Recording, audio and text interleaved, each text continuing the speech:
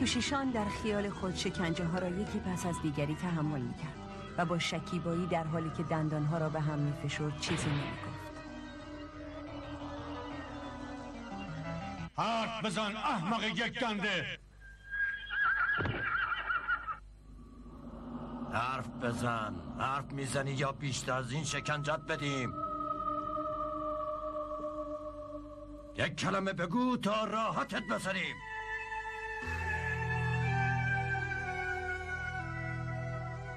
بیا اینجا، اینقدر میزنم تا حرف بزنی. بیا. توشیشان سوار اون اسب سفید بشو و برو به طرف راست.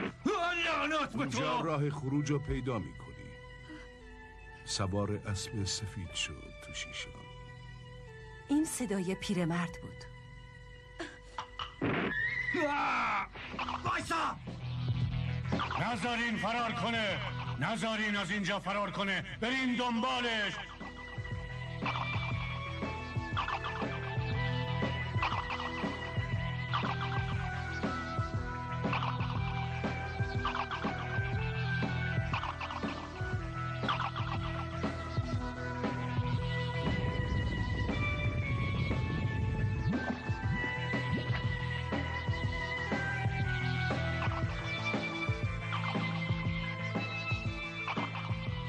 توشیشان در خیال خود از یال اسب سفید بویی به مشامش می رسید که او را به یاد گذشته می انداخت. مادر گفتم وایسا!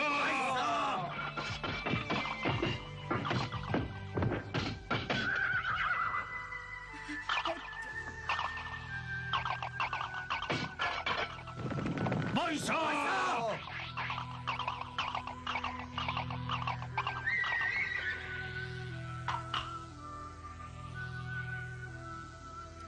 توشیشان لحظه به لحظه احساس عمیق‌تری نسبت به اسب پیدا می‌کرد.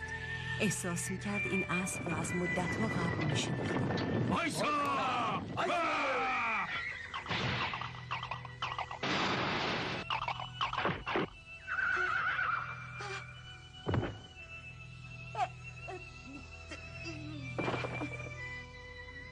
بلند شو و سوار شو. اسب تو رو از پله ها بالا میبره و از شکاف سنگ عبور میکنه.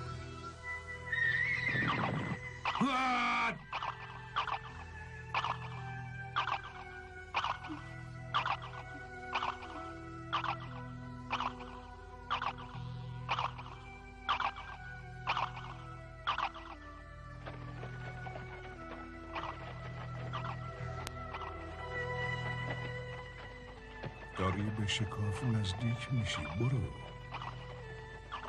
داریم به شکاف نزدیک میشیم. برو، دیگه چیزی نمونده. برو، زودتر برو، الان میرسیم. برو، دارن میرسن.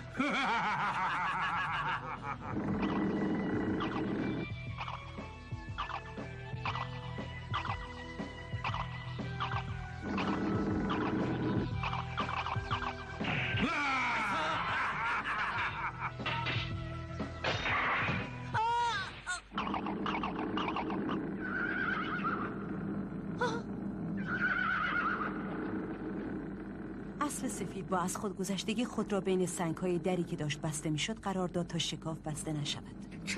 چرا این اسب برای نجات من چنین کاری میکنه؟ چرا؟ توشیشان احساساتی شده بود. گویی نوعی قدرت مرموز در خود احساس میکرد.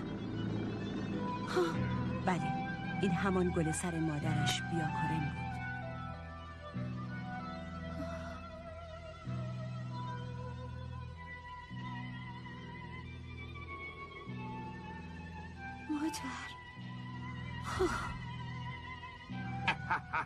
خب حالا اگه دروازه رو همینجور که هست ببندیم این اسب دو قسمت میشه. از نظر تو اشکالی نداره؟ نه. چرا چیزی نمیگی؟ حرف بزن دیگه. توشیشان نمیتوانست اسب را رها کند و از آنجا بگریزد. نمیرم، خیلی زحمت کشیدم تا به اینجا برسم. من باید تا آخر ایستادگی کنم.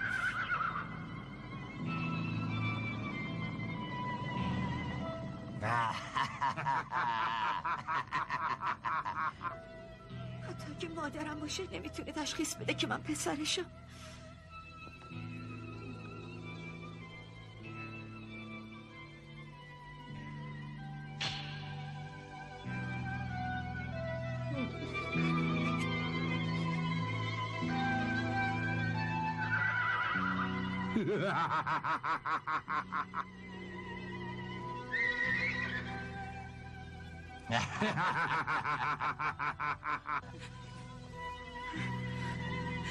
توشیشان پسرم، نیازی نیست که نگران من باشی. مهم نیست چه برای سر من میاد. برای من مهم اینه که تو خوشبخت بشی. اگه نمیخوای حرف بزنی نزن. هیچ شکی وجود نداشت این صدای بیاکورن مادر عزیزش بود که در خیال ذهنش میپیچید و حتی در حالی که شدیداً درد میکشید به خوشبختی پسر عزیزش توشیشان فکر میکرد. چیزی عجیب و پرقدرت به قلب توشیشان راه یافت. تو نباید حرف بزنی توشیشان، نباید حرف بزنی. هنوز نمیخوای حرف بزنی؟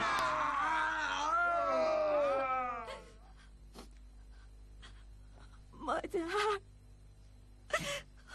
مادر جون، مادر.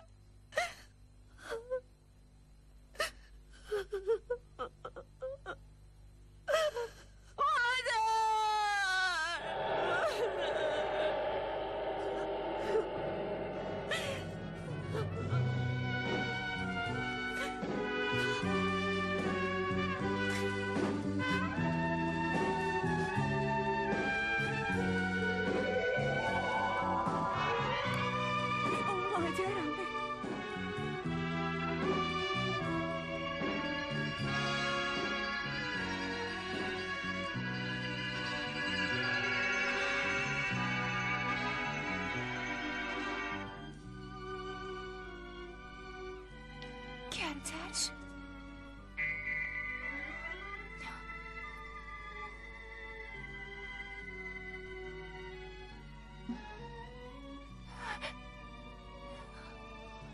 داره بیدار میشی. توشیشان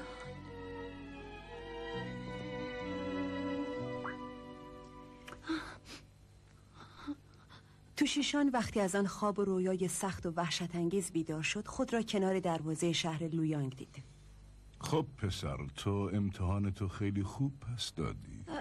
متشکرم، ولی من یادمه که حرف زدم و مادرم رو صدا کردم. درسته، تو حرف زدی اما نام پشتیبان واقعی خودت رو به زبان آوردی. حالا میخوای چی کار کنی پسرم؟ دوست دارم با مادرم یه زندگی ساده و خوب و شروع کنم.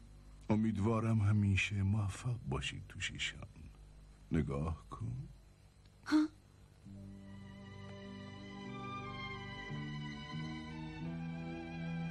مادر، رن. خوشحالم که خوشبختی واقعی رو پیدا کردم. متشکرم.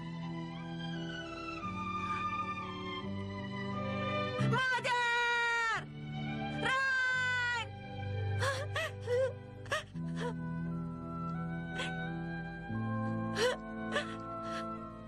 توشیشان، مادر، مادر، توشیشان، مادر جونم، پسرم، پسرم، مادر.